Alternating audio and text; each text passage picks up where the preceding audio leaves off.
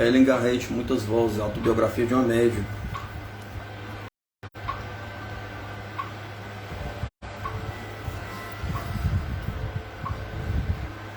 A cada 10 anos acontece uma mudança que não tem nada a ver com o meu ser consciente, nem é uma atitude mecânica que, uma vez adotado, leva-me em direção a novas pastagens. A regularidade deste ritmo aparece como tramas físicas ou curvas flutuantes que me arrastam para novos aspectos de vida e de trabalho. Há ocasiões em que as minhas maneiras de mudar são decididamente definidas e resolvidas.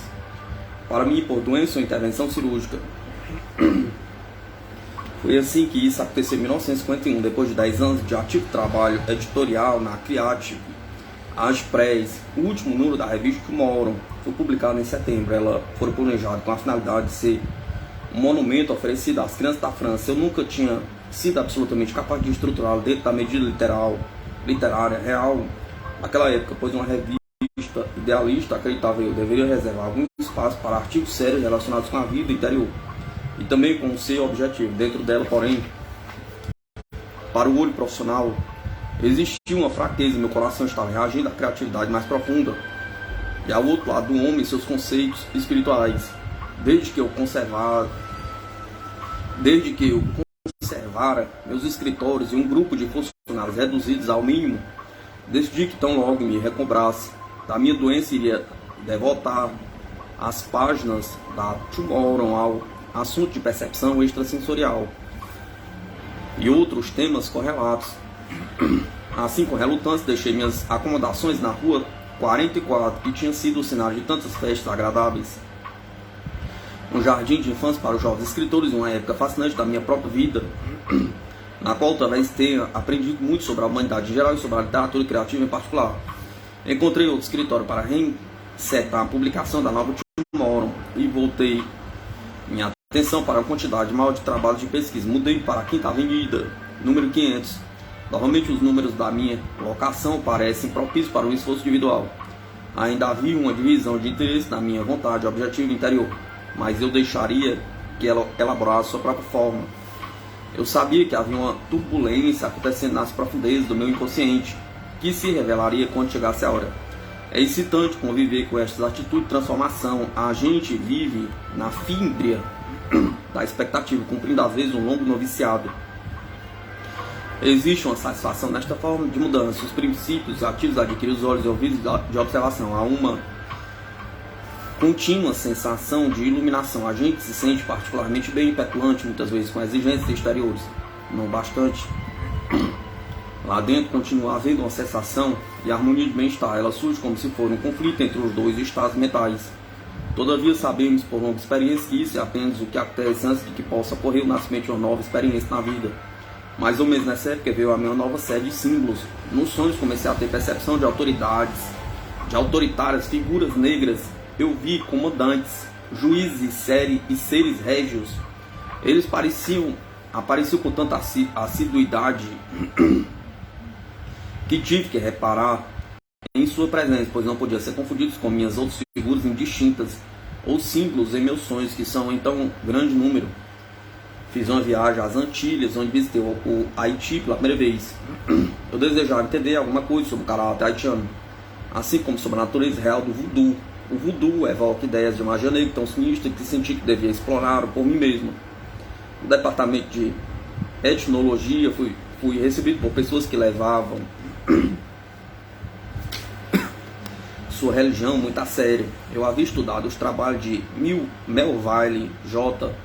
Herskovits, professor de antropologia do norte Western University, que havia dirigido os programas de estudos africanos da universidade durante alguns anos, e que fizeram pesquisa científica na África, no Haiti, no Trindade e no Brasil, já estava consciente de que o voodoo ou vodun, o termo, seguindo a pronúncia nativa, é um complexo de crença e de ritual africano governando em larga escala a vida religiosa da gente humilde do Haiti. Em Dahomey, o reino africano ocidental, de onde veio o termo, voodoo significa Deus e é geralmente aplicado a todas as divindades. A filosofia oculta da religião haitiana deve ser entendida nas crenças e nas percepções do povo que adora seus vários loa ou santos. A religião, o objetivo do Haiti, deriva da igreja católica. O haitiano, de condição humilde, vai à sua igreja pela manhã, mas durante o resto do dia e do ano, estas outras divindades dão-lhe seu auxílio na vida cotidiana, protegendo sua vida e sua família, até onde pude entender. Deus fez o Loa um guardião absoluto que vela pelos espíritos vivos e usualmente ajuda a melhorar o estado de ânimo de todos. Eu creio que o elemento mais impressionante do culto voodoo é a maneira pela qual os deuses supostamente possuem seus devotos. Durante a possessão, o espírito que, segundo se acredita, anima cada um, pode manifestar-se através de um comportamento controlável e imprevisível. A possessão pode ser violenta e o devoto, sob a influência do Loa, às vezes pode destruir qualquer coisa que esteja ao seu alcance. Se isso acontece, então deve ser feito um batismo, uma cerimônia realizada pelo sacerdote ou sacerdotista voodoo ou por algum de igual importância, por alguém de igual importância, dentro da família. Como um batismo, uma cerimônia realizada pelo sacerdote ou sacerdotista voodoo ou por alguém de igual importância dentro da família. Como no batismo do mundo ocidental, deve haver um padrinho e uma madrinha. Folhas de planta chamada manjericão são mergulhadas em água perfumada e fria. As mãos daquele que batiza são imersas no líquido. No dia seguinte, a pessoa que foi batizada vai ao local da adoração da família e é cumprimentado por aqueles que ajudaram a recobrar o controle.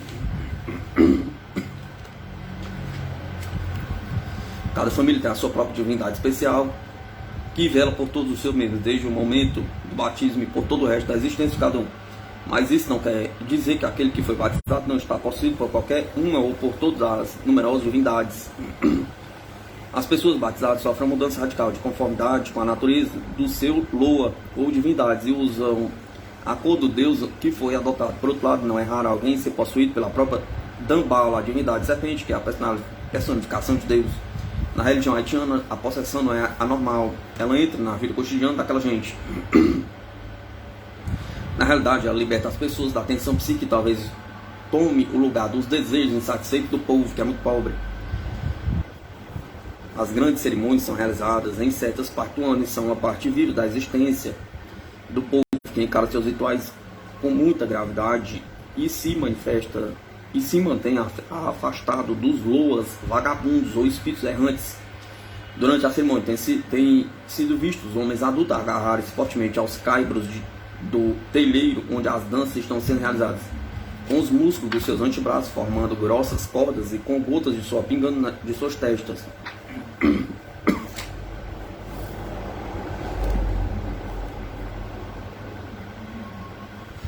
O Unga, ou sacerdote, que pode ser um homem ou uma mulher, passa por um longo e intensivo treinamento. Todas as canções são entoadas em adoração às inúmeras divindades. Se espera que as divindades cumpram suas obrigações, que são ao de entender os desejos do povo, que pede boa saúde, boas colheitas e proteção contra a má sorte para a sua família. Nesta base de crença, a cerimônia de adoração é um dos fenômenos mais impressionantes conservados até hoje. Em vistas subsequentes, fui convidado a trabalhar com alguns dos objetos mágicos. Muitos dos quais são usados nas cerimônias. Deram-me os paquetes ou embrulhos sagrados para proteção e me pediram que revelasse seu significado imediatamente. O Hung insistiu que eu poderia tornar-me perita nas suas técnicas e trabalhar lado a lado com ele. Como é natural, senti que fazer isso com sucesso estava um pouco além da minha capacidade. Porém, o senhor Raul Aglion, um representante das ações da Unesco que me levaram para conhecer algumas das pessoas envolvidas, informou que isso era uma grande honra e que eu deveria concordar e participar. Deram permissão para assistir os mistérios para conduzir o serviço, sendo que eu até cheguei a entender alguma coisa do caráter das diferentes divindades. Deve ter havido uma forte harmonia entre mim e o povo, uma vez que me foram dados os artefatos, principalmente aqueles de cura. E me foi dito que eu sempre seria parte do espírito do Haiti. Aceitei as pessoas do mesmo modo como me aceitaram e retornei a elas de tempos em tempos para passar por várias iniciações. Recordo certa vez que eles queriam que eu oferecesse um frango em sacrifício à minha divindade particular. Recusei e isto provocou muito aborrecimento. O frango tinha que ser morto pelo Runga, depois do que eu seria ungida com sangue. Uma longa e dolorosa cerimônia tinha que ser cumprida a fim de aceitar os objetos que me foram doados. Tive que provar que era digno deles passando pela prova do fogo. Neste teste, mantemos a mão sobre uma chama e uma pedra curativa é posta em cima dela, dentro de um lenço de cedo que se queima, sendo portanto necessário apoiarmos a pedra quando ela cai. Sabendo o que ia acontecer, entrei num estado semelhante ao transe, consequentemente minhas mãos não ficaram queimadas. O Runga postou-se ao meu lado, examinou minhas mãos com todo o cuidado. Quando viu que eu não tinha sido marcado pela chama, concluiu que eu possuía habilidades iguais às suas e por conseguinte deu início aos sagrados rituais da minha entrada na comunidade. Presume-se que se alguém é culpado de um erro humano ou de amor ao poder, isso será revelado no primeiro ritual. Depois disso fui ao Haiti em muitas ocasiões, fui recebido pela comunidade, dancei as danças, entrei na cultura religiosa. Sei que não havia nenhuma diferença, o conflito real entre a estrutura e a significação da dinâmica forma de adoração dos haitianos, que não tem semelhança com aquela do mundo ocidental. Essas reuniões podem ter lugar em qualquer oportunidade na residência dos oficiais do governo, assim como na mais humilde cabana, em qualquer uma das cavernas, perto das árvores mágicas ou próxima da água. O próprio povo acredita em todas as leis assentadas pelos seus ungans. A habilidade dos haitianos para levar avante o seu modo de vida, que é uma adaptação dos costumes tradicionais da África Ocidental, talvez seja devido à simplicidade inata das pessoas que são dominadas pela proximidade do Loa e pela frequente possessão pelos deuses. O verdadeiro significado está contido no coração daquela gente e emerge da mais profunda fonte de suas crenças. Um lugar acredita que é realmente possuído, guardado e orientado de noite pelos deuses invisíveis. Primitivo, como isso possa parecer, foi garantido por aqueles que fizeram um estudo do assunto, que o Haiti permanece fiel à marca da sua origem, sua dança, sua música, seus ritos expiatórios e a possessão pode ser visto na África em seu próprio ambiente ancestral característico. Muitos dos meus amigos se admiraram de como eu pude aceitar estas superstições que eles rejeitaram sob a acusação de histeria. Eles não puderam ver que, dentro da estrutura da mentalidade afro-haitiana, devemos respeitar a devoção do povo e aceitar seu sistema religioso de vida como sendo uma prática normal, quando já se esteve presente em uma cerimônia haitiana, onde as observações religiosas são obviamente compensadoras. Descobre que o bater dos tambores, que jamais cesse, que evoca os antigos ritmos africanos, é de fato significativo. Isso acontece especialmente quando ficamos com os haitianos tempo suficiente para entender, sem inibições, as significações místicas da vida deles, que produziram uma variedade de fenômenos na arte, na escultura e em outros aspectos do eu interior do homem. Existe uma qualidade de nobreza dentro desse povo que está entre aqueles menos abençoados, com as riquezas mundanas. A terra é pobre e montanhosa. A produção agrícola é espantosamente escassa. Um hospital construído em data recente pelo senhor e a senhora Paul Melon está fazendo o possível para reduzir a opressão da doença, indo até a raiz do problema nas próprias comunidades. Nos programas de desenvolvimento da saúde, esse hospital realizou vacinações a larga escala, abriu o centro de nutrição, exibiu filmes sobre higiene, a adição, a carpintaria, a tecelagem e outras medidas econômicas têm sido introduzidas para ajudar o povo a ser mais eficiente no cuidar de si mesmo. Durante esse período de transição também fiz inúmeras visitas à Jamaica. A crença no poder do espírito também é fundamental no folclore da Jamaica. Porém, ele tem sido influenciado pela educação, pela religião organizada, pelas instituições sociais britânicas. No campo da medicina, por exemplo, nota-se que, de modo geral, ao mesmo tempo que são opostos à cura não ortodoxas, os médicos não fazem campanha contra ela. A falta de confiança das pessoas humildes nos costumes ocidentais faz com que elas retornem às suas próprias crenças. Se um remédio prescrito pelo médico não é uma beberagem negra e amarga, ele é inaceitável. E assim, quando se penetra na região do campo, podemos encontrar elaboradas preparações para um complexo ritual de cura, que poderá custar muito caro. A influência da religião organizada está dividida entre as igrejas espirituais nominais e numerosas.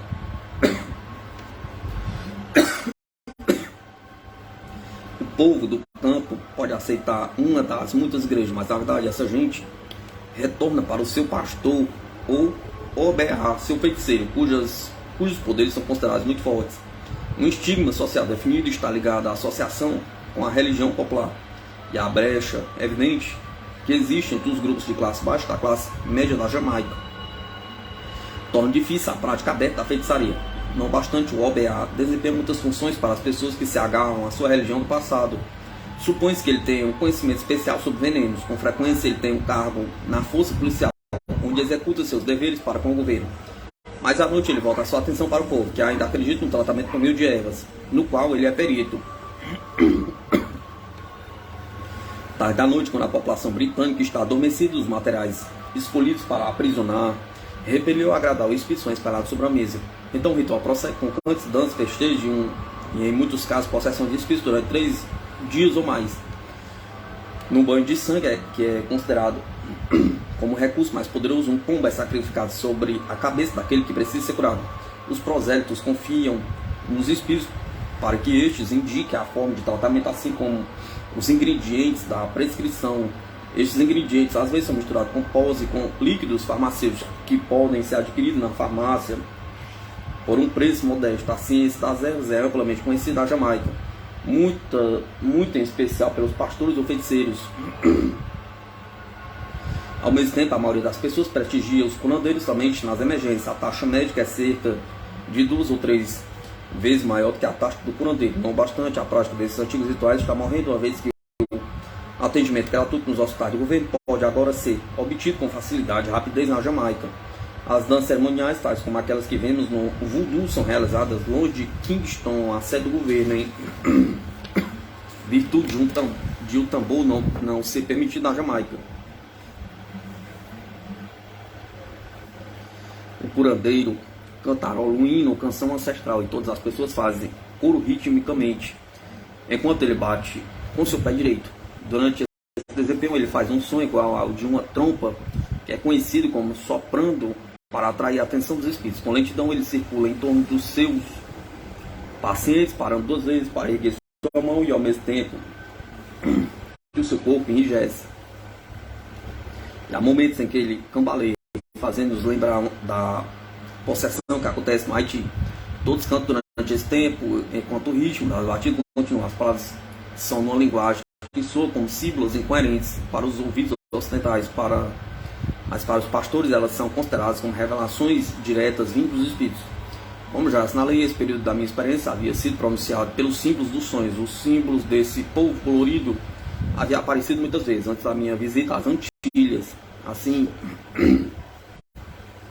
não causa muito espanto que se possa dar crédito à mente subconsciente, visto que por toda a minha vida ela vem oferecendo evidências que coincidem com eventos que depois acontecem. É como se o nosso destino estivesse contido nos sonhos para ser desenrolado como a planta do engenheiro. Cada símbolo contém a ideia que liberta a energia criativa interior.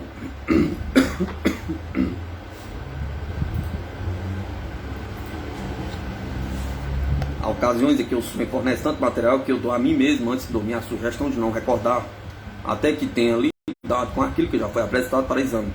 Durante meu trabalho relativo ao registro encefalográfico da mente em sonhos, foi notado que eu não entro em sono profundo, mas deixo-me ficar na periferia do inconsciente. Talvez seja por isso que o inconsciente me presentei com tanta diversão. E as divisões dentro da minha personalidade podem ser responsáveis, mais uma vez, por grande parte desse material que se torna tão prontamente acessível no meu caso particular. É como se no território do meu ser existissem 3 divisões isoladas em atividade. Não somente durante o trânsito, mas na minha experiência diária coletiva. Enfrentei operações cirúrgicas tantas vezes que não sinto que elas sejam mais do que um outro experimento. Meu médico diz que eu levo um tempo enorme para permitir que o anestésico faça efeito e me prive da minha vontade consciente antes de uma operação. Ele diz que o anestesista presente sempre fica surpreendido ante a quantidade de anestésico que se torna necessário para fazer-me adormecer. Eu desconfio que, inconscientemente, estou ansioso para descobrir e recordar o que acontece quando a mente entra em outra zona crepuscular. Eu sempre me atribuo a tarefa de fazer determinadas perguntas e trazer de volta as respostas. Estas eu sempre recordo, via de regra, mais ou menos no terceiro dia após uma operação. Portanto, sem querer, eu posso construir uma barreira que não permite que a mente aceite a substância da droga rapidamente e, por conseguinte, interfere com o processo de perda de consciência. É verdade que a mente silenciada me oferece imagens as mais esclarecedoras no momento de recobrar a consciência por um instante cheio de cor e de alegria. Durante esse período, um dia tive uma experiência auditiva que colocou em foco os meus planos de organizar uma fundação para pesquisa. Na periferia do sono, ouvi uma voz dizendo-me que eu precisava recobrar a saúde e construir um edifício que honraria o assunto ao qual devotar a minha vida. Não importa que quão ambivalente essa devoção possa parecer ao leitor. Despertei sentindo-me profundamente convicto de que devia começar a construir uma nova estrutura contendo os melhores elementos do meu próprio trabalho. Depois de alguns dias, porém, os planos evoluíram para uma assembleia periódica a ser realizada dentro de uma universidade que consistiriam em estudiosos de parapsicologia de todas as idades. E quanto a uma fundação para pesquisa, ela ajudaria os estudiosos a explorar novos campos, assim como aproximaria a gente jovem da vasta massa de literatura agora armazenada e esquecida na sala dos vasos gabinete da pesquisa psíquica. Grande parte dessa literatura era valiosa, precisava ser colocada ao alcance de uma nova geração para a qual o campo de pesquisa psíquica não tinha sido claro, especialmente durante os anos da guerra. Por fim, os planos para uma assembleia tomam uma forma nítida. Eu também fiz um esboço do que uma fundação devotada a objetivos educacionais poderia ter a esperança de realizar. Mais do que tudo, eu desejava trazer a atenção de eruditos ilustres para um assunto que um dia poderia forçar a sua atenção e também do mundo todo. Se é que um homem estava destinado a entender alguma coisa das profundas motivações do seu próprio ser. Durante os meus anos de pesquisa, eu descobriria que havia intelectuais ocupados em trabalhos pioneiros em inúmeros países, embora muitos deles estivessem isolados dos seus colegas de outras terras. Todos se mostravam igualmente desejosos de avançar além da ortodoxia dogmática e penetrar em técnicas que já lhes tinham sido reveladas pelos extraordinários mecanismos que a guerra e as suas consequências haviam revelado. Nessa época, muitos deles me escreveram falando da sua própria libertação espiritual, dos velhos métodos do pensamento. Eles perguntaram onde poderiam encontrar livros que oferecessem algum esclarecimento e apontassem o caminho para um melhor entendimento das suas próprias capacidades de desenvolvimento, da misteriosa função que havia começado a mudar as suas próprias vidas, tornando-os receptivos para verdades que antes haviam sido inaceitáveis. De maneira bastante estranha, muitos desses que me faziam perguntas já se dedicavam à teologia e viviam dentro da comunidade religiosa ortodoxa. Não que eles desejassem escapar da ortodoxia, mas que a partir de dentro pudesse defini-la com maior presteza.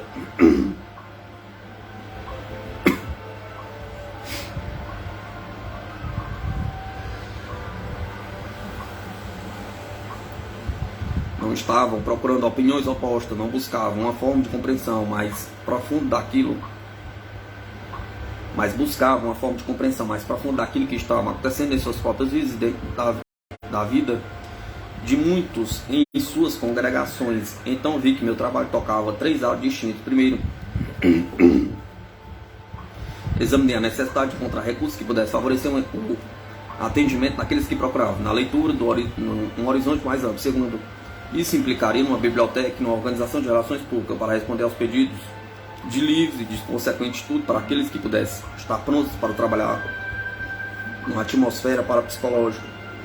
Finalmente, haveria a necessidade de reunir para debates estudiosos vindos de diferentes países, assim como também a necessidade de manter vivos os contatos, se é que um avanço eventual das discussões teóricas tivesse que resultar em ação. Estas então eram as metas que tinham que ser alcançadas, se é que eu pretendia tirar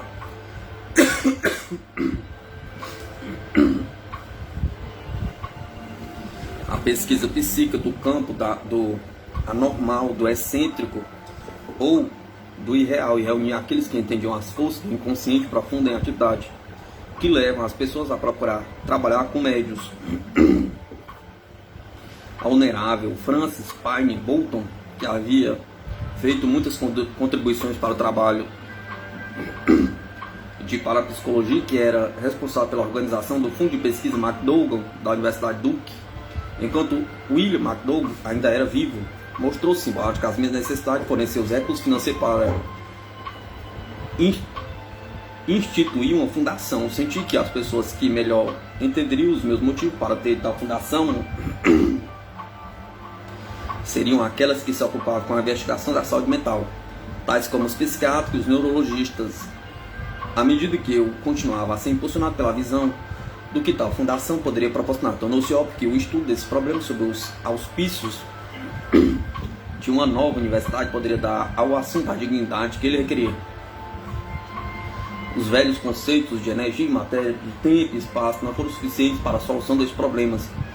Novos meios de lidar com a mente humana faziam-se necessários. Eu sabia por minha própria experiência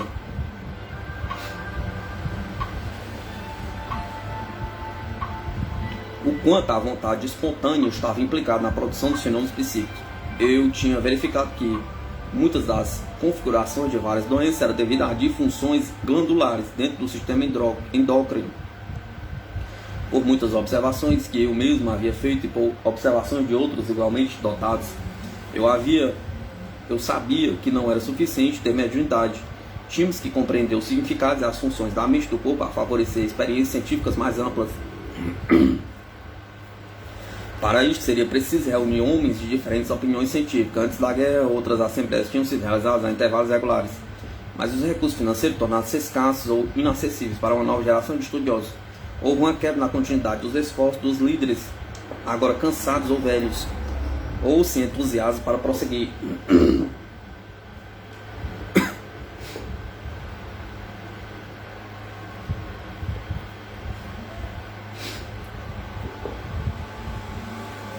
Senti que havia chegado a hora de aplicar métodos modernos dentro do campo da pesquisa psíquica, estimulando assim novamente a evolução do pensamento progressista. Eu sabia que tínhamos que vencer os preconceitos contra o fato de um médium estar engajado em um programa do tipo daquele que eu visionava. Mas os tolos correram onde os anjos têm que pisar com cautela. Mas os tolos correm onde os anjos temem pisar com cautela. A visão me foi concedida e, a despeito dos muitos obstáculos e desencorajamentos, para não mencionar a oposição aos planos, finalmente consegui organizar um comitê internacional que contava com 16 membros pertencentes a diversos países. No dia 29 de junho de 1953, numa quarta-feira, a primeira assembleia teve início na Universidade de Utrecht, na Holanda, sob a competente presidência do professor Gardner Murphy.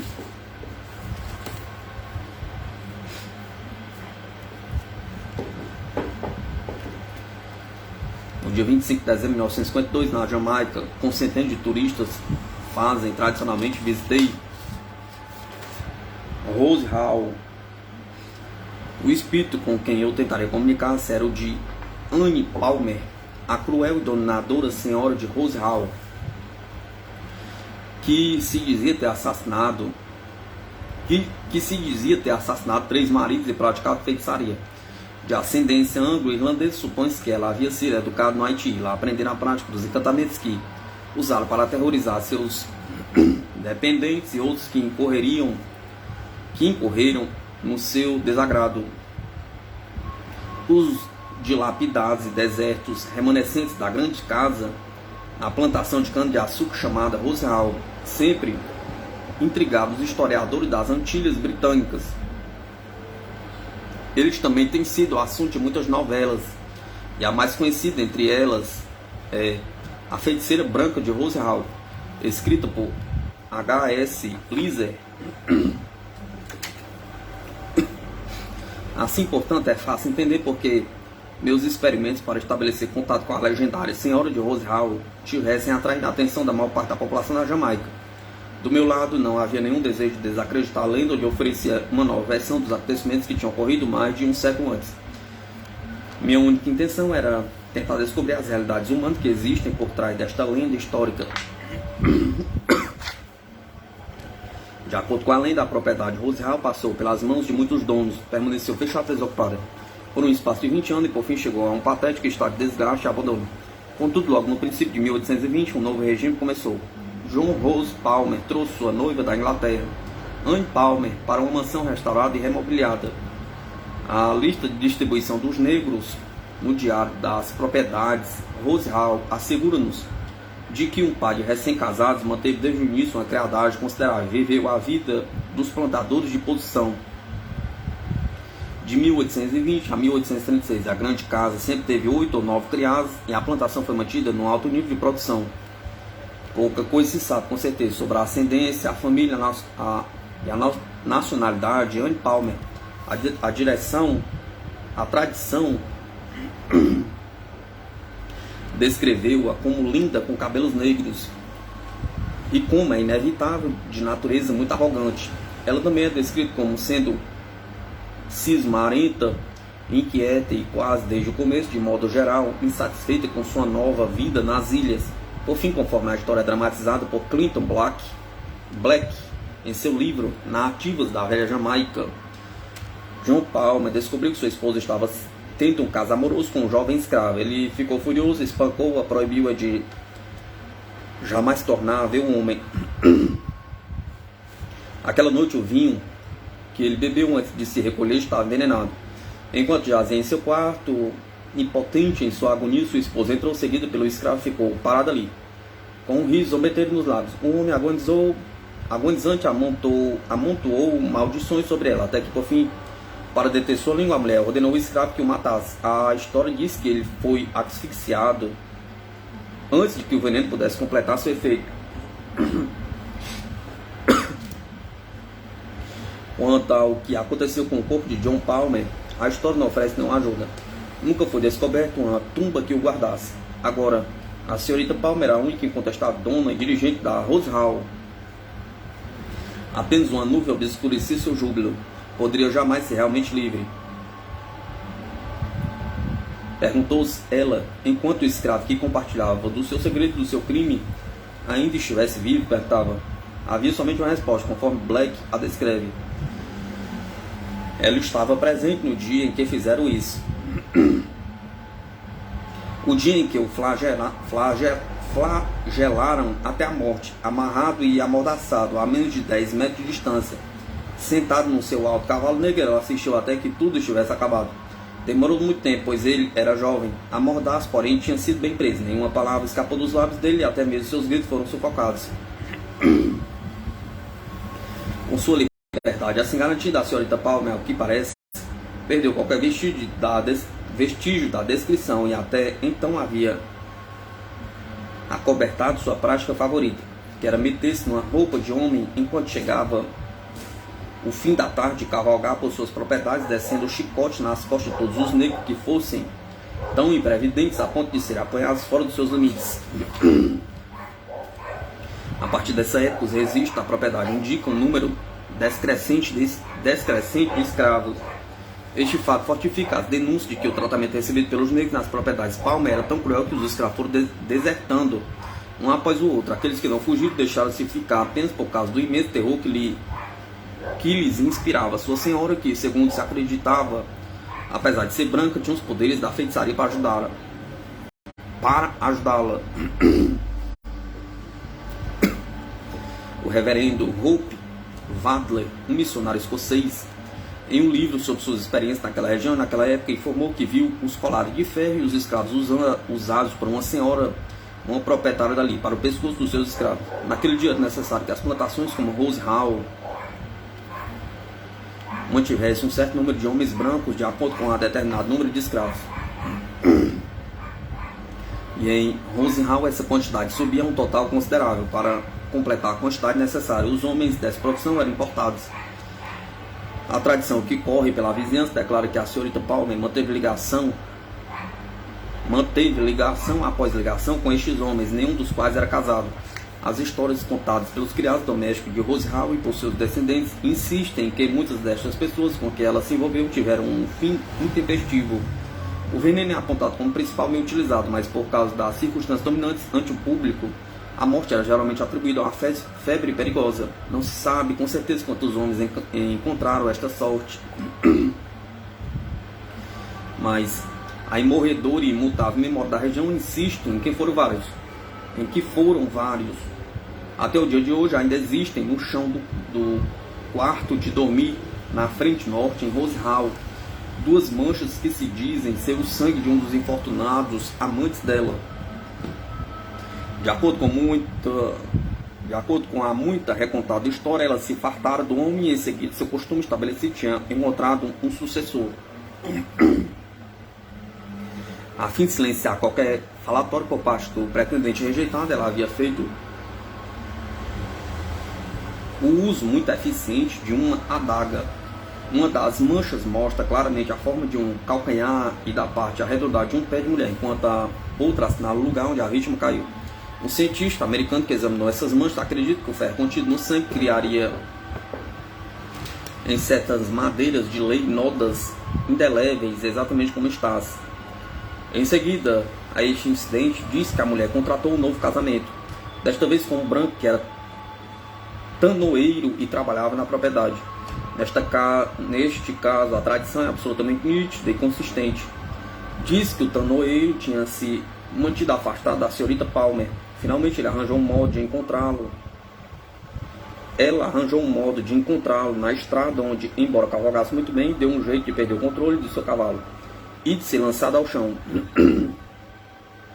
O tanoeiro desmontou para ir em seu socorro, e antes que tivesse montado de novo, ela lhe propusera casamento. O homem concordou com o matrimônio, mas conta-se que na primeira oportunidade ele a abandonou e deixou o país. Na ocasião em que isso sucedeu, a senhorita Palmer era de fato uma pária da sociedade, odiada e temida por seus negros e evitada pelas pessoas da sua própria classe. Seus escravos estavam convencidos de que ela podia comandar os poderes da magia negra. Quer isso fosse verdade ou não, a senhora nunca fez coisa alguma para desmentir o rumor. Ela trabalhava muito a seu favor. Ele trabalhava muito a seu favor. De acordo com os cronistas Joseph Shore e J. Stewart, esse boato certamente trabalhou a seu favor quando o temor dos seus poderes misteriosos que dominava a mente dos negros deve tê-la salvo sozinho das mãos deles e de uma morte cruel, no dia 27 de dezembro de 1831. Uma sexta-feira, quando os campos de cana-de-açúcar da propriedade foram incendiados por escravos rebelados. Ela escapou deste destino apenas para encontrar um outro, igualmente horrível, nas mãos de um dos seus amantes ou maridos. De qualquer modo, na manhã do ano de 1883,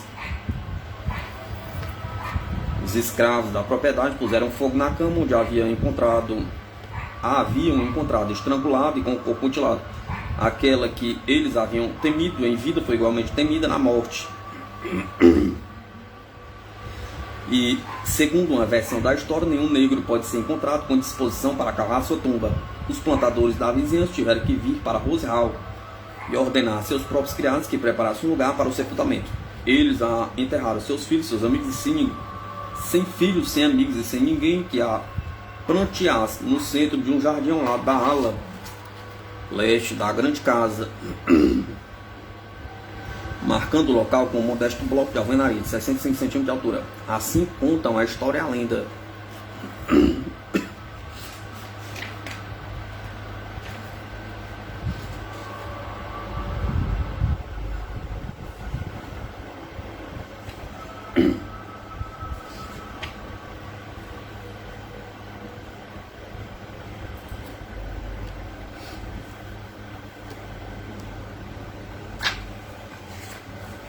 Na minha primeira visita a Rose Hall foi acompanhada por minha secretária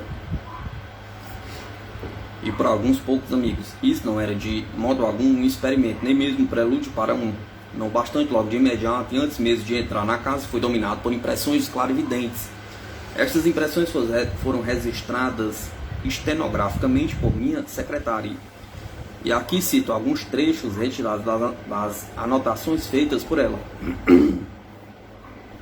é o lado esquerdo da casa que parece mais forte e não tão estragado quanto o resto da residência. Eu imaginaria que, quando o povo começou a ficar alarmado a respeito deste lugar ser assombrado por fantasmas, o caso surgiu na ala esquerda. Ali parece haver um estilo de decoração inteiramente diferente do que existe no lado direito. O gosto da senhorita Palmer em suas coisas tinha um efeito quase espanhol. A aparência do castelo feudal, amplos vestíbulos, salas grandes e majestosas. O lado esquerdo foi mobiliado com mais austeridade. Existe uma separação até mesmo na arquitetura e no mobiliário. Tenho a impressão de que ela temia o primeiro homem que escolheu. Esse primeiro marido pode ter sido envenenado pouco a pouco, e ele me dá uma impressão mais permanente do que a que os outros dão. As probabilidades são que ele talvez possa ter tido grande parte da responsabilidade. Era uma pessoa grosseira e tratou-a muito mal.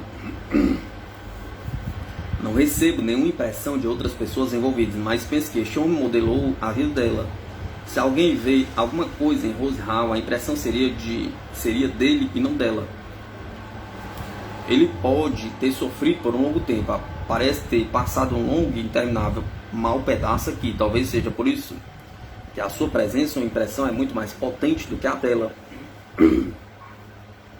Ela não é de modo algum tão bonita quanto foi dito. Para mim, ela parece estar nos seus 40 e tantos anos quando foi morta. Pode-se captar a impressão de cabelos negros e olhos azuis, muito brilhantes e estimulantes. Ela deve ter sabido que sua vida estava em perigo, uma vez que tentava fugir. Quando parei perto da árvore, captei esta sensação do seu terror. É bastante sábio que ela usava esta árvore, visto que suas folhas são mais potentes e até mesmo hoje ela é encarada com superstição. Isso porque foi perto desta árvore que a senhorita Palmer foi espancada, violentada e finalmente assassinada. Eu sinto, claro, evidentemente, que ela sofreu durante uma noite inteira. Ela parece dizer: nada crescerá ou florescerá ou dará frutos, nenhuma criança nascerá aqui. Eu morri sem os sacramentos, com a força da minha vida não está. Mas a força da minha vida não está gasta, apenas o meu sangue. Existe algo poderoso, e isto os homens relembrarão. Seu primeiro marido era estranho, sádico, colérico e cruel, e viveu naquela parte da casa. Essa parte da residência pertenceu a ela. Ela diz: vá embora. Os ventos da eternidade não apagarão o crime que eles cometerem, nem diminuirão minha vontade.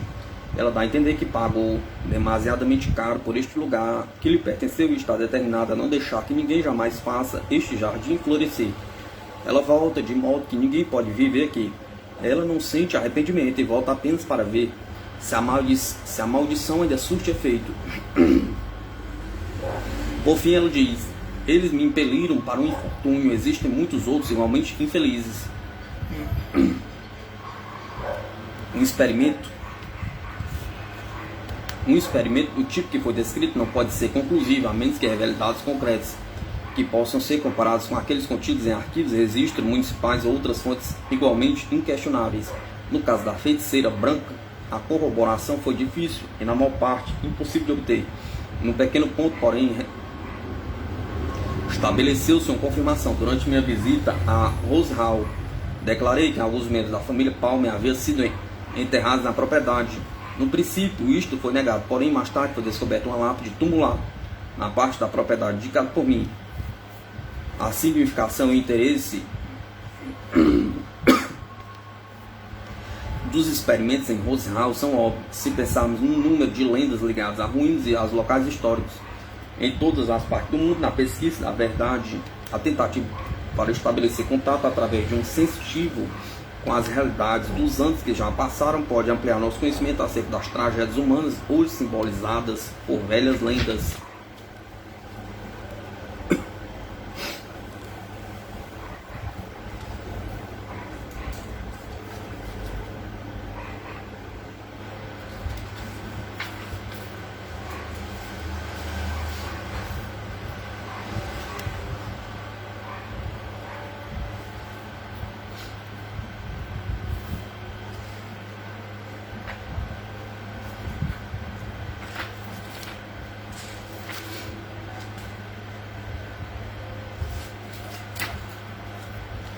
Ellen Garrett, Muitas Vozes, Autobiografia de uma Médium.